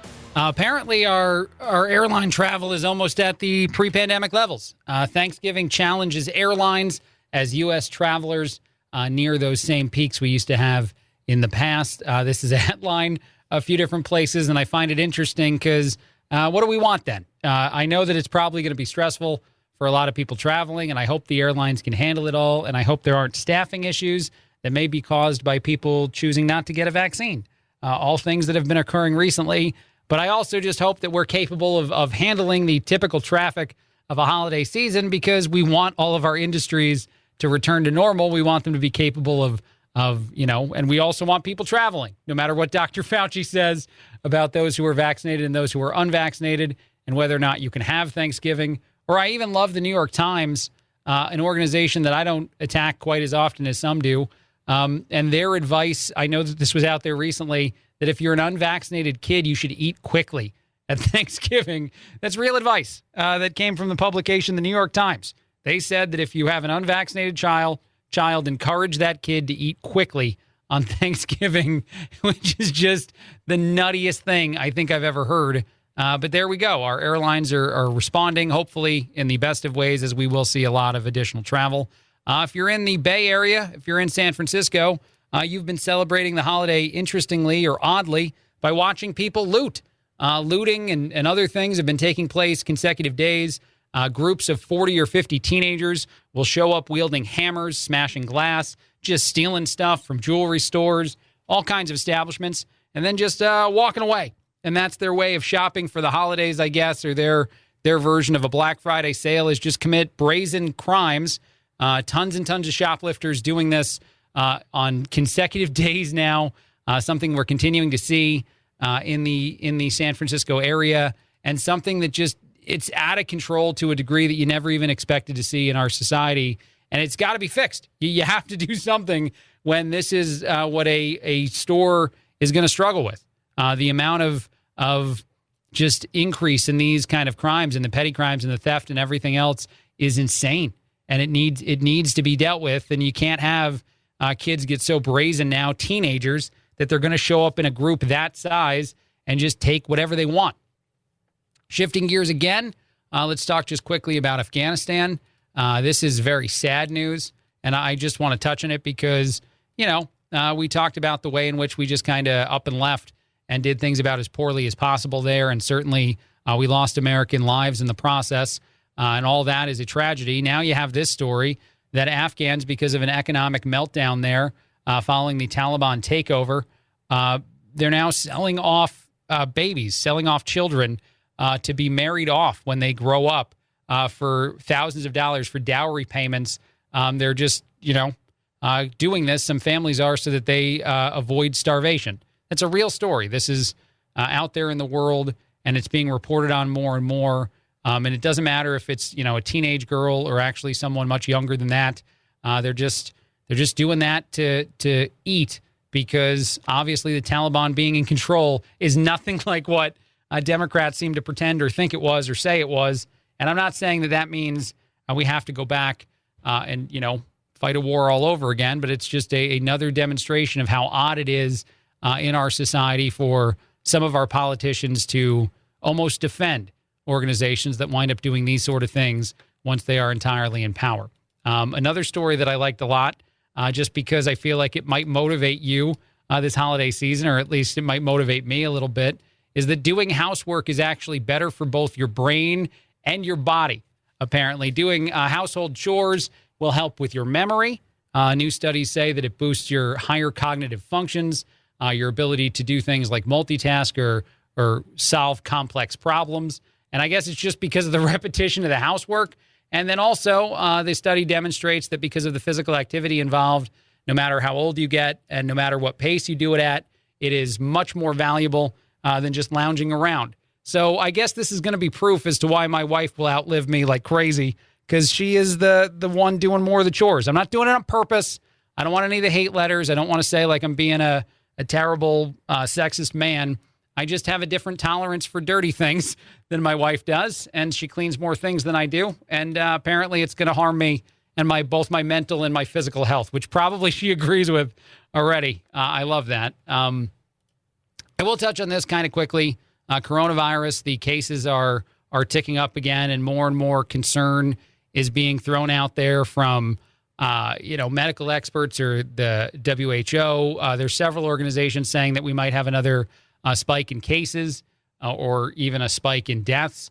And I also saw just recently an article that said that most Americans are over coronavirus. They're done with having that conversation or thinking about it or dealing with it in any way, shape, or form. Now, the reason I hope that all of those fear type of stories that are out there right now are kind of overblown or incorrect are because of some of the developments we're having. And I do love this one, and I wanted to touch on this one. According to Reuters, there is a brand new experimental chewing gum that may reduce the spread of COVID-19. So I guess we can abandon masks and start chewing gum if these studies continue to be valuable. But this experimental gum apparently is very good at reducing the saliva you have in your mouth, and that would then prevent you from transmitting the virus to others if you happen to have COVID-19. So I don't know if the gum would be like prescribed or if you just pick it up in the store and everybody could have it and then no more masks. But I just love the fact that this is another thing out there. Of course, there's the medicine. The Merck is studying that might cut down on cases significantly or actually seriousness of illness for those who get COVID. So I think as we develop more and more strategies, more and more therapies, more and more solutions to that problem, that hopefully what we will see is dwindling numbers, even if we have some of these medical professionals warning us that things are about to get, bad again. In other news, and I like this story a lot for a couple reasons, apparently there's concern in the Democratic Party about the resistance that our current president has to talking to the media or being in public at all. Quote, Biden's low-key media strategy has drawn concerns from allies. This is nothing new. This is tremendously similar to everything he's done, every part of the process, from when he ran for president to how he's handled his time in office. I don't think there's any chance that this would change significantly. The actual story goes on to demonstrate how our past president, Donald Trump, was a media maximalist, and that our current president, Biden, seems to want to hide from all media, all press, all the time. And I do love the fact that they're now playing him off whenever he does speak, whenever he does actually hold any kind of press conference before he even is asked questions. Now there's exit music that's getting played, which to me is just fantastic. But I love that we'd be this late in for some of the people, some of the experts, and I guess even some of the friendlier people in the world of celebrity or media trying to encourage our president to be a more vocal president. Because definitely if you voted for that guy, you didn't vote for him because of anything that he said or did, in my opinion. You voted for him because you hated somebody else. You hated our last president because he ran on a platform of I'm barely there. I barely exist as a person. And it doesn't make any sense to assume that he would change it this late in the game. Now, with his approval rating so very much in the tank. All right, one other quick story, and then I will take a break.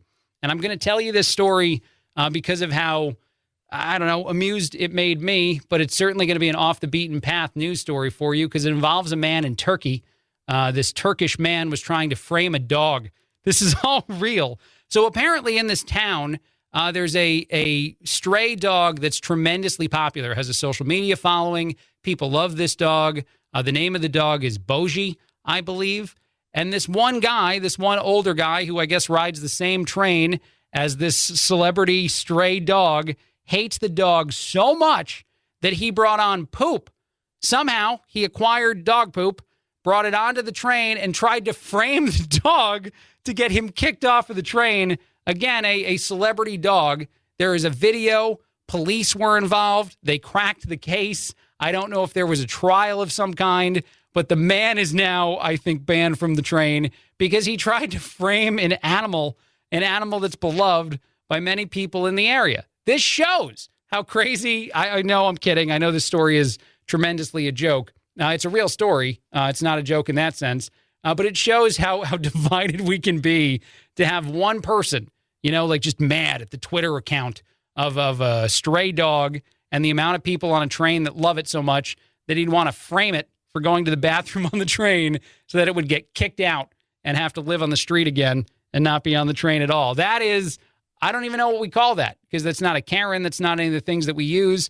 This guy's name is Murat because he's a guy in Turkey. So maybe we just start making that a trend. Maybe a hashtag Murat when you feel like somebody's going nuts and when they're doing something like framing a dog for going to the restroom on a train. I don't know why I love it so much, but I feel like that is a great sign of the times. Quick break, a lot more. This is the Chad Benson Show. Craig Collins filling in.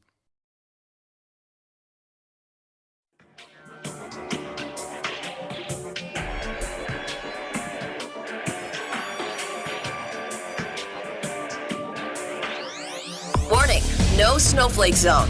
Uninformed opinions are in danger of melting. The Chad Benson Show. This is the Chad Benson Show. My name is Craig Collins filling in. Thrilled to have you with us. Lots and lots to discuss, of course. And actually, I should just say this. The Chad will be back after the holiday. Much deserved extended vacation for him. Apparently, there's going to be less muscle cars in the world. Although, actually, I guess that's technically untrue. As Dodge dropped a bombshell in the last 24 hours that by 2024, gone are the Charger, the Challenger, at least the way we know them, and in their place will be electric vehicles that'll start arriving sooner rather than later. Less and less of the really awesome American muscle cars on the road because, apparently we're trying to make things right in other ways by having all these electric vehicles. I will say I'm tremendously disappointed in news like this because I have not yet to own the Charger or the Challenger, but I was hoping one day to get it done. And there's nothing like having it actually sound the way that you expect it to sound. And it did remind me about when they started to make more and more electric motorcycles that they had to brainstorm how to bring the noises back because they were actually dangerous to drive on the highway if they made no sound at all. Cars use that as one of the ways to find a motorcycle driver. So I don't think that that'll be the case necessarily, but I think that you're going to have to find a lot of ways to at least supplement some of that fun that you have in a vehicle like that by making it fake but believable noise. And I don't want to be the guy trying to figure that out. Also, there is a debate now on a phrase. Apparently, some people feel as though the play it by ear phrase is actually supposed to be play it by air. And I don't understand why or how. This goes back to the I could care less situation, or I couldn't care less that people kind of say, the colloquial terms versus the terms that maybe become just stuck in our conscious. But the correct answer is play it by ear, not play it by air. And people are debating it. 3.4% of people somehow think that right answer is the one, the crazier one, which doesn't sound like a lot. When a lot of those people are all on social media together creating this firestorm of I guess, arguments, which apparently is a thing that's happening, which is, to me, hilarious. And apparently there's even some hashtags now on those social media platforms that you just have to figure out how to make it all work, how to get around the individuals who want to say play it by air. And I don't even know what they think they're saying when they say that, by the way. They're like, yeah, I'm just going to figure this out. I'm going to play it by the way that the plane flies. Play it by the way, I don't know, the way that something flows in the wind. I'm going to play it by air. But I just love the fact that there's a debate on that topic at all. Other things in the news, I do like this a lot. You probably heard this story, although you might not have. There was a mom that was dropping her kid off in Texas at school and embarrassing him so well that it'd go viral. Just yelling she loved him, yelling all kinds of things at the 12-year-old, and everybody thought it was hilarious. Well, the son has finally gotten some payback. I do love the fact that this occurred at all, and I think it's a pretty good one. You be the judge of this. I love you. I love you too. I hope you have a marvelous day. Oh, thank you. You're welcome. I love you. Hope you have a great day. Don't forget to put on your adult diapers when you get to work so you don't have another accident. Love you. I love you. Bye. I do have a question about this family, though, now, since the mom started it and did a bunch of things to embarrass the kid, and now the kid is embarrassing the mom back. This happens for the rest of their life, right? These two people, this very silly version of kind of, turning the tables on a mom and her kid, is just they cannot go back to the days of not embarrassing each other in public, and they have to keep upping the ante, I think, for all of us to be amused on the internet. I think that's the only way to live, and I feel bad for this kid. I know he's 12 right now. Whenever he gets his first girlfriend, I feel like that's going to be a historic level of trolling, but it needs to happen. It needs to be a thing now, and I want more. This last one, too, I do like this a lot. This is a homeowners association getting very mad in Florida at a person who decided to put their Christmas tree up early, their Christmas lights up before Thanksgiving. And I know a lot of people feel that this is wrong, but I don't think that getting the homeowners association involved and getting fines and maybe forcing people to pull things down is the right approach. And this homeowner seems to agree with me that they not only probably won't listen, but think it's real stupid this is happening. Right before Christmas. Merry Christmas to us. I mean, who could be a Grinch to kind of just send this out? I don't know. They complained about either the lights or the decorations, which led the community manager to investigate it. If there's enough of the community that wants that change, and I believe generally the community association or the West Chase will listen to the residents and will make changes. So we got to take our lights now, which we are not going to do. I just love the last part. So we got to take our lights down because we're not going to do that. We got to take our lights now, which we are not going to do. We're not going to do it. No matter what they say, no matter what kind of fines they levy at us, we're going to keep them lights up because we want to have Christmas early. I get it. I get the people that say it's too early for that. I get that it should be after Thanksgiving. I understand all of it. But I don't know. I feel like the last 2 years we can let some people slide in some of these worlds, and we don't have to, get the fines out, get the I don't know, the pitchforks to some extent out to make sure that somebody goes ahead and takes down any kind of Christmas cheer that they're putting up in their yard. And this person does not sound like they're going to play along at all. And I don't know what that means. I don't know if we get further and further, deeper and deeper into that situation too, and how high the fines will be, and whether or not common sense prevails in this situation. And also, I am curious how much of the rest of the neighborhood, how much of the community is complaining about this, because it made it sound like it might be a lot of people, but I would think that it's probably just a couple. But again, that guy's not going to listen. Which we are not going to do. We're not going to do it. All right, quick break, a lot more. Craig Collins filling in on the Chad Benson Show.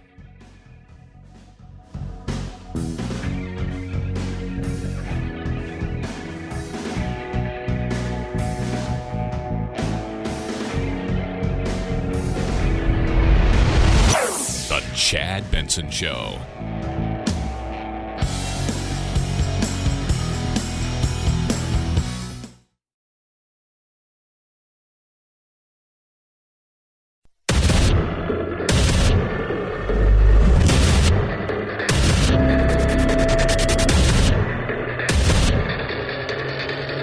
Independent thoughts, independent life.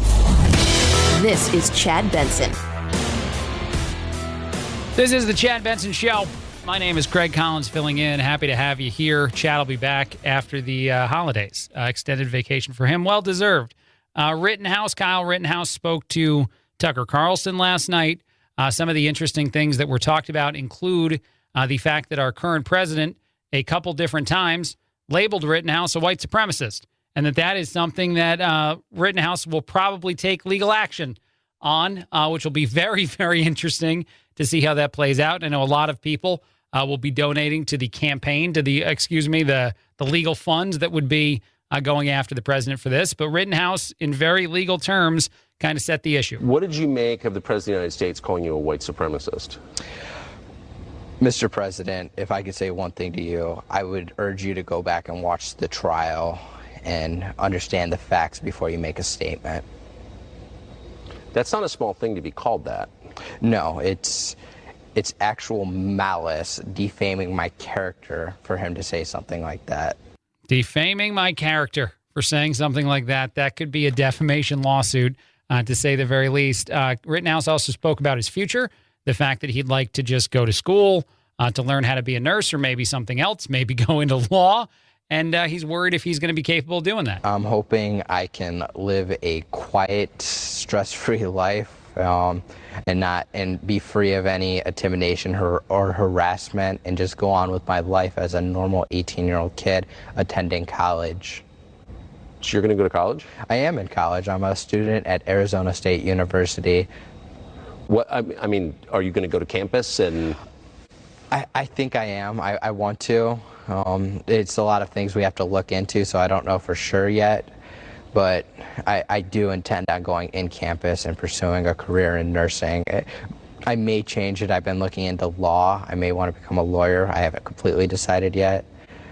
But I've been looking, I want to be a nurse, so I've been doing the prerequisites for that. Nurse or lawyer, that's what Rittenhouse would like to be if he is capable of doing that. And as he said, living a stress-free, normal life. And he was acquitted of any crime, so he should have the right to do that. Also in the news, the Milwaukee DA did admit that they screwed up in letting the Waukesha suspect out on bond just days before the Christmas parade attack, which is just terrible in so many different ways to think about how horrific that experience would have been for people that were just trying to celebrate a holiday, and then to have someone just senselessly take lives the way in which this person did. But this person got out in bond just days before, and a, quote, internal review of the decision, according to a letter obtained by a local reporter, is in the works because the most recent case against Mr. Darrell Brooks was appropriately charged.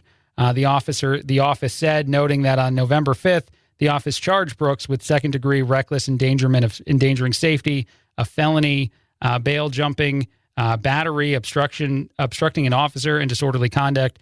The state made a cash bail request in the amount of $1,000, which was set by the court. The defendant posted the $1,000 cash bail on November 11th, resulting in their release from custody. And this is an oversight, apparently, according to the Milwaukee DA, or at least something that they're going to investigate quite a bit more. And obviously, you would wish that we could just go back in time and change that because of the horrific things that person did while out on bail. Different news, totally shifting gears for just a second. Something that might make people upset, though. ABC plans to remake a couple shows that I think a lot of people have very fond memories of and very, fond feelings about. That would be Different Strokes and The Facts of Life. Both of these shows are in the works. I think Kevin Hart will play the character of Arnold in Different Strokes. Damon Wayans will be Willis, and there are some other members of the cast already set. The Facts of Life cast has yet to be announced. Both of these shows, I think that ABC NBC initially ran the show, but ABC will be creating the remake. They're hoping for good things, but I don't know. I don't know why we can't make new stuff. And I know we do, but it seems like all we're doing now is finding as many remakes as possible to put back out there. And I don't think they make the old fans happy, but we'll see. We'll see when it actually occurs. I do want to touch for just a second on Gorilla Glue Girl, This woman went viral for putting Gorilla Glue in her hair and having it be a whole ordeal and doing other things.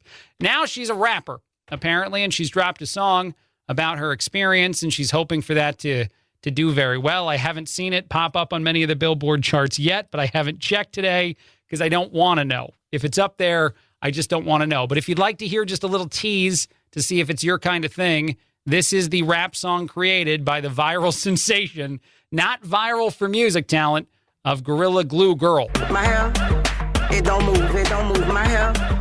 It don't move my hair. Come on. It don't move my hair. Is this all we have to do to make like a song about something that we're in the news for? If we all get our 5 minutes, which I was just talking to producer Phil about a second ago, do we then follow it up with the hype person standing behind us just saying, come on, and we just repeat what you know us for? My hair don't move. You know what I'm telling you?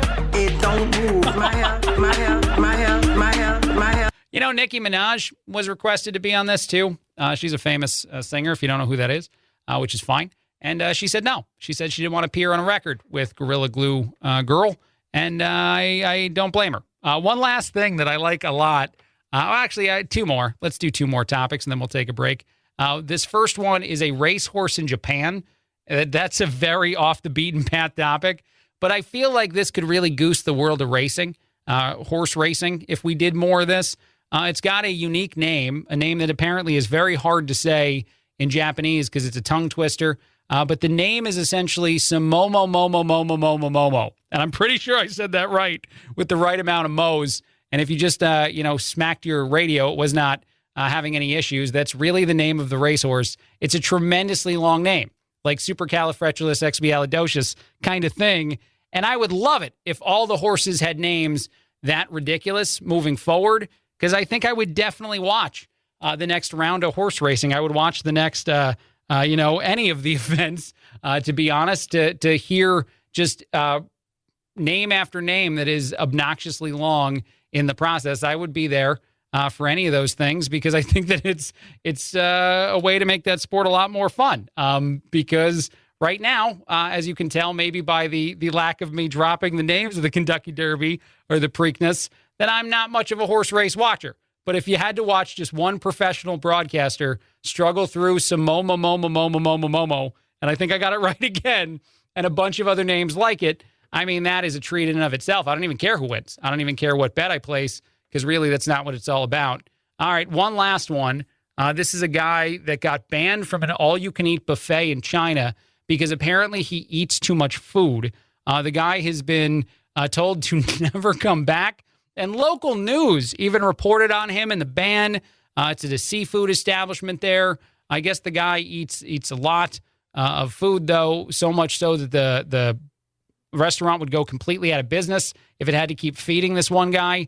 But that's the risk you take, I think, when you open a all-you-can-eat buffet, is that you gotta deal with any amount of food that people can manage to consume, and then that's on you. And probably people disagree with that. He would eat 3.5 pounds, apparently, of pork. He would eat several more pounds, about twice as many pounds of other items in the seafood restaurant. And so he would walk out with like 10 pounds of food each time, and he was showing up a lot. I guess he's also a viral food social media guy, which of course he is. So one of the things he was doing is putting this up on his social media pages to get more followers. And for those reasons, he is banned from ever coming back. But I guess that's probably also the reason it's in the news at all, that anyone would care about some dude who is not even like a bigger guy. You would kind of think that this guy might be, a heavier set dude, but he is not. He's kind of just, he looks like a lengthy kind of guy. And for whatever reason, he can throw back 10 pounds of food per sitting. If I was the restaurant, I would ban him. After everything I just said and how you kind of have to deal with that, I would also go that road, because I can't be out of business because of one dude, because he's the only one ruining the party for everybody. But I just love the fact that this is in the news at all, that this popped up on my social media page, which might tell you the things I follow. And I'd love for you to debate on our Facebook page or on our social media pages if an all-you-can-eat restaurant can ban people because they eat too much food.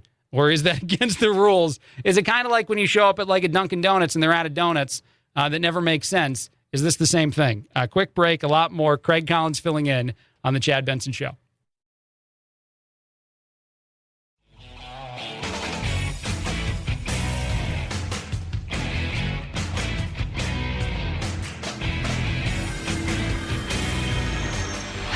Podcasts are American as hot dogs, apple pie, football, and sushi. Oh my goodness. No. Okay, maybe not sushi. Next time you have a craving for something sweet and tangy, download a Chad Benson Show podcast. Boy, that is good. It's different because you get a little bit of saltiness. It's so good because it's sweet and salty at the same time. Get a taste on iTunes, iHeart, or Spotify and binge to your ears' content. Oh, yeah. You're listening to The Chad Benson Show. This is indeed the Chad Benson Show, and I highly recommend the Chad Benson Show podcast. That's definitely something I recommend. My name is Craig Collins, fill-in host. Chad back after the holiday. An armored truck started dropping cash on the highway. I believe this was in San Diego, and people were loving it. This seemed to unite a community in ways that communities can no longer unite. There is an aspect to this that's going to be a little bit problematic for those who went ahead and scooped up that cash. But let's play some of that. People are celebrating and saying, it's cash, and they're running around and they're just grabbing him with both hands. Everybody was getting along, no problem. Everybody was really happy and excited. First, wait. Let's hold on for just a second. There's cash on the ground. People aren't fighting over it. They're just being very happy. They're all scooping it up together. And everybody was getting along, no problem. Everybody was really happy and excited. I think this is the Biden plan. Whenever you just give money to people for free, everybody's just going to be happy. No worrying about any of the outcomes or problems. But let's turn to one of the state troopers, one of the officers involved in getting this cash back. People get the wrong idea. They think finders keepers. They might think possession is 9/10 of the law. They've heard that colloquialism somewhere, but that's not the law. That is not the law. They would be wrong. They have to give that money back, and there's probably cameras and other things. Well, apparently there's social media posting like, money, we got it. But I just love the fact that the guy is like, hey, for a moment, society was fixed. Both hands. Everybody was getting along, no problem. Everybody was really happy and excited. Because there's free money, and we were all taking it. I want to tell you two quick marriage stories. I don't know why. They're both in the news, though, so we're going to go ahead and do them. The first one is this couple that got married over Zoom that has never met in real life. I want to say that again. This couple recently got married over Zoom, and they have never met each other.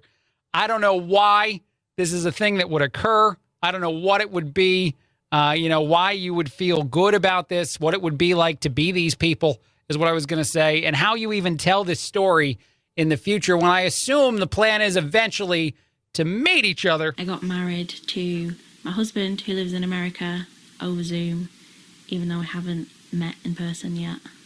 We started talking because I approached him, put on my big girl pants, and I messaged him first. I got his information from his mum. Messaged him first, got information from his mom, and then he started talking to him, and that led to marriage, and you still have not been in the same place as each other. I do not know if that's going to work out, although maybe it's a lovely thing, and it'll become like the next Hallmark Christmas movie of some kind. I think that would be one of those. That kind of fits the bill.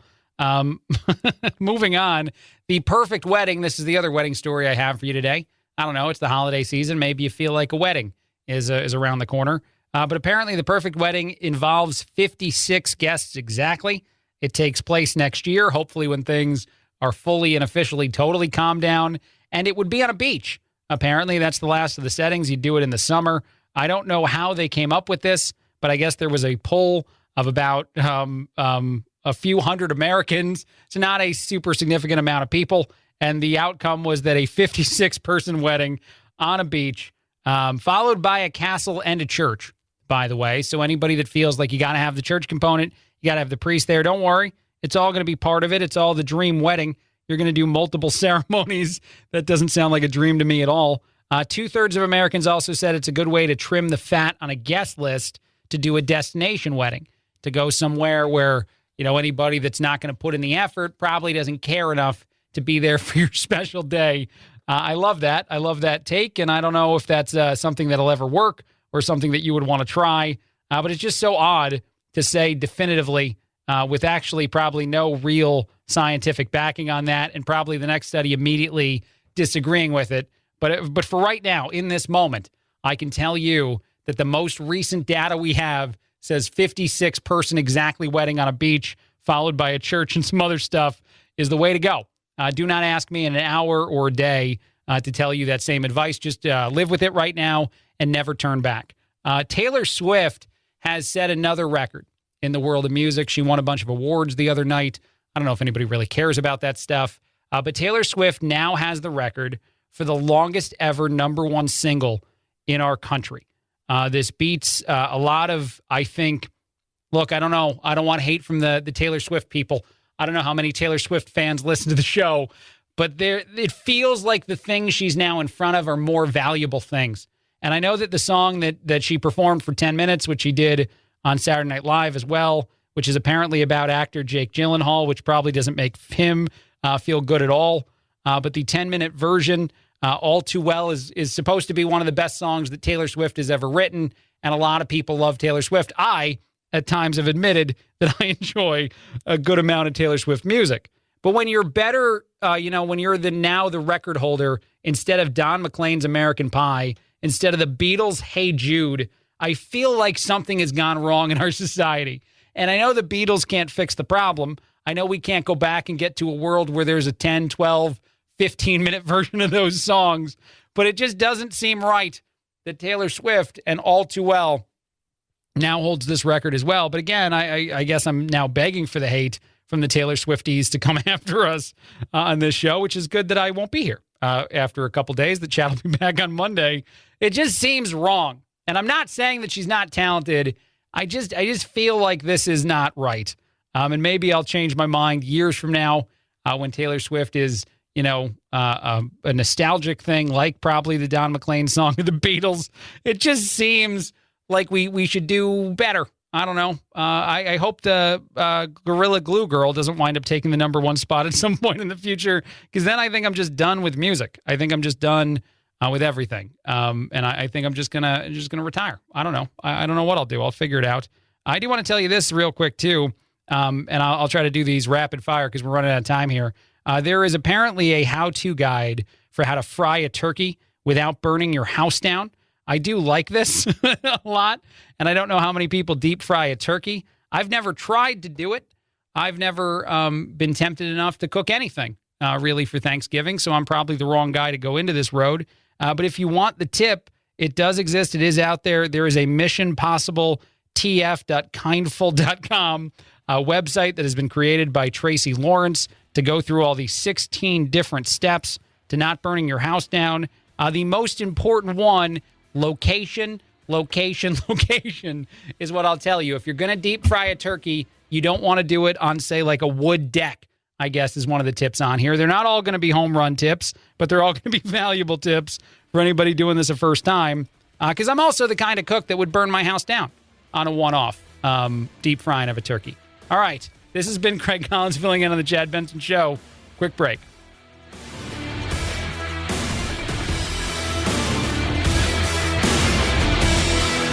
This is the Chad Benson Show.